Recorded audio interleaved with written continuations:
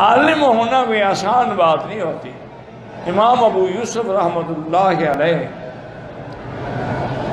ایک سفر میں کشتی میں سوار تھے ہارون الرشید بادشاہ کے ساتھ۔ کشتی طوفان میں آ گئی، دعائیں مانگتے رہے سب۔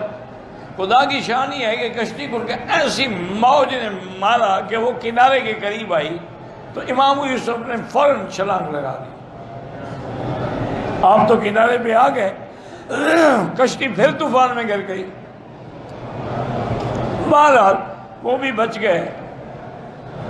تو جتنے مخالف تھے، علماء حق کے مخالف بھی ہوتے ہیں نا کرائے کے لوگ، انہوں نے بادشاہ کو بھرا، انہوں نے کہا دیکھو حضرت آپ ابو یوسف کا اتنا مقام رکھتے ہیں دل میں، اس نے آپ کی جان کی فکر نہیں کی، اپنی جان کی فکر کی، خود جان بچا کے بھاگ گیا۔ اس کو چاہیے تھا انتظار کرتا ہے کہ ڈوبتے تو سب کٹھے ڈوبیں گے، نکلیں گے تو سب کٹھے نکلیں گے۔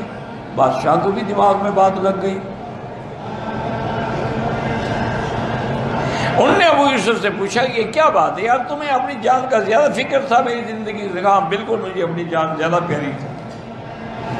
نے کہا کیوں؟ انہوں نے کہا تم مر جاؤ گے، تمہارا بیٹا تخت پہ بیٹھ جائے گا۔ ابو یوسف ایک دوسرا پیدا کرو، میں ابھی چھلانگ لگاتا ہوں دریا میں۔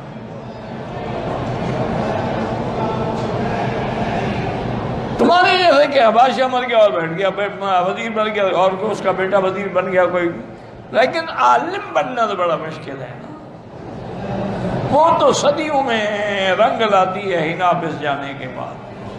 تو اس لیے اللہ تمام علماء کی حفاظت فرمائے، اور جو علماء اہل بدعت ہیں اللہ ان کو بھی اہل سنت بنائے، اور جو علماء رفض میں اور شیعت میں مبتلا ہیں اللہ ان کو بھی توبہ کی توفیق عطا فرمائے۔ ہم تو سب کا خیال رکھیں۔